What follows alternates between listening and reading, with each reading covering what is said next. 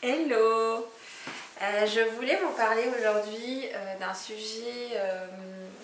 de la vie quotidienne en ce moment. C'est les jugements qu'on peut avoir envers nous-mêmes et envers les autres. J'en parlais à l'instant avec mon copain, alors je voulais partager ça avec vous. Par exemple, moi, quand je fais des vidéos, j'ai vraiment du mal à le faire avec mon copain à côté parce que j'ai dans ma tête l'impression qu'il me juge en fait. Et pourquoi j'ai cette impression? Parce que quand j'en parle avec lui qui visualise pas mes vidéos, mais en fait il va me dire oui mais t'as tendance à parler comme ça ou des choses comme ça un peu dans la critique. Ce que je peux, en fait, le fond ne me dérange pas, si ce n'est que j'ai l'impression qu'il a juste un regard extérieur et ça me perturbe. Et c'est parmi les exercices sur lesquels je travaille pour dépasser ça, parce que je trouve que je vois pas pourquoi tout le monde peut accéder à mes vidéos et lui, il peut pas m'écouter à côté, mais voilà. Donc cette notion de jugement des autres, en fait, elle peut être assez perturbante quand on est de l'autre côté, mais elle peut être perturbante pour nous aussi en tant que personne qui juge, parce que souvent quand on juge les autres, c'est qu'on se juge aussi assez sévèrement. Donc pour m'expliquer, par exemple quand on remarque souvent que les gens font du bruit ou par exemple font pas très attention, notamment là par exemple j'ai des voisins, une colocation derrière nous, ils sont toujours à la one again, ils se font plaisir, ils font des soirées, alors hors confinement surtout, jusqu'à l'aube, et ça les gêne pas, et du coup dès que je vais les entendre faire du bruit, je vais un peu stresser parce que je vais pas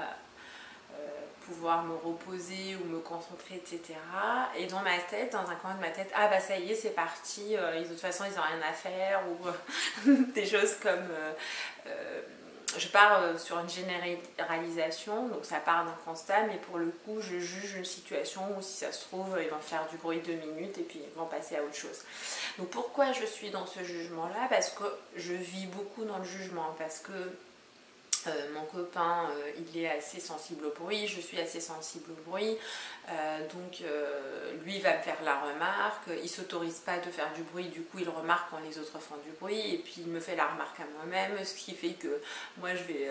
relever quand les autres font du bruit, et c'est un peu le cercle vicieux qui fait que culturellement aujourd'hui on a intégré cette notion de jugement beaucoup dans notre quotidien, et c'est perturbant pour nous-mêmes mais aussi dans notre relation avec les autres. Typiquement si j'avais accès à ses voisins et que en fait on se voyait, parce que là c'est pas le cas puisqu'il y a une haie qui nous sépare, mais si on se voyait par exemple, je risque de jeter un regard pas très aimable, eux ils vont penser que je suis pas sympa, et puis ça peut partir comme ça, juste parce que voilà, ok, ils font du bruit et c'est pas cool, mais quand on est dans le jugement, en fait on s'attire aussi le jugement des autres, et c'est pas cool en fait d'instaurer ce cercle-là, et ça n'attire pas des ondes positives en fait. Donc voilà, je voulais donc vous parler de ce sujet pour dire que le travail justement qu'on peut faire sur soi peut être positif dans le rapport qu'on a avec nous-mêmes, mais aussi dans le rapport qu'on a avec les autres. Et donc ça fait partie des comportements, donc un des chapitres de mon accompagnement Girl Power, Leadership et affirmation de soi. Donc on a tout un volet sur les comportements, et parmi les choses qu'on est amené à voir, par exemple en fonction des sujets qui sont amenés, parce que ça peut être un sujet pour les uns mais